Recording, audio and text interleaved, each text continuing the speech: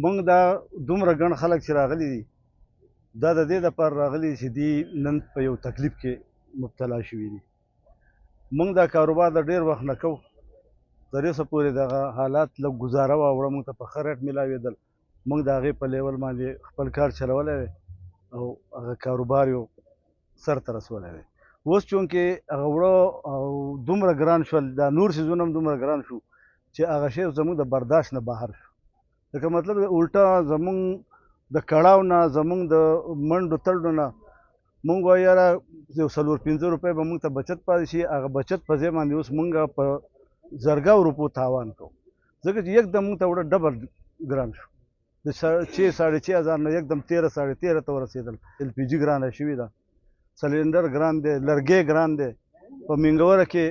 خو بیا هم لږو کسانو ته لکه دا سهولت موجود شته چې هلته سوی ګیس دی، خو دلته هم مطلب دی چې 50% خلک چې دی هغه په سلنډر او په لرګي باندې کار کوي. بله دا زموږ د کلي د خلک چې دی که نه بهر لکه منګلور شو، چارباغ شو، هلته خو د سره د ګیس سهولت موجود نشته، هغه ټول خلک په دې LPG باندې کار کوي، هغه خو مکمل په تاوان کې لګیا دي. نو موږ دغه مطالبه کوو د دې خپل ورونو په وساطت باندې او د دې پرس په وساطت باندې چې زموږ سره د انتظامیه کینی، زموږ جایز خبرې دی واوري، او مطلب دی که زموږ کومې جایز خبرې هغه دې ومني. تر اوسه پورې موږ په 13 روپۍ باندې دا ډوډۍ ورکړې ده، اوس دا په 13 روپۍ زموږ واره نه کوي. نو زموږ دا مطالبه ده چې زموږ دا وزن دی، دا ډوډۍ د موږ ته 40 روپۍ مقرر کړي. وړه چې دا مونږ ته ګران دي، ورځ تر ورځه نور هم ګرانېږي. او لکه مونږ له چې دی نه ریټ سرکار راکوي، نه مونږ له څه نخنامۍ شو کوي. هغو ته چې مونږ خبره وکړو نو هغه وایي چې دا خو د هفتې نیمې خبره ده، وړه به ښه شي او تاسو ګزاره وکړئ. په دې ګزاره کې مونږ تقریبا دا 8 که 9 میاشت چې مونږ لګیا یو او وړه مونږ ته ښه کېږي نه.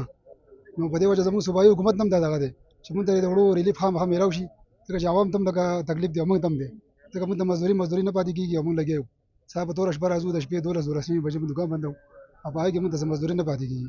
په دې وجه نه زموږ د ټول تنوروالو د ډېره غټه مسله ده، ټول ستونزې ورته جوړېږي. دا فریاد تاسو مخې ته یوسئ او دا لکه هر چا ته ورسېږي زموږ دا فریاد.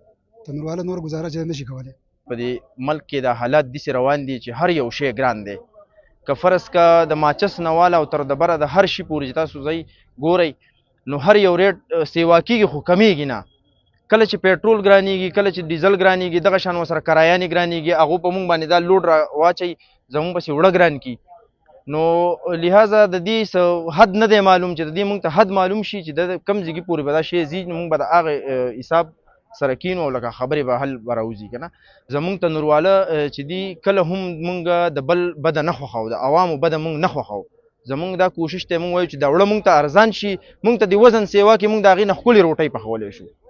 زموږ صرف د دې خپل د تنور دغه سره کار دی چې موږ ته دا وړه ارزان شي او زموږ ریټ سیوا شي او دا وزن چې دی دا وزن به موږ خیر د سیوا پخو، خو چې روټۍ ترې پخېږي.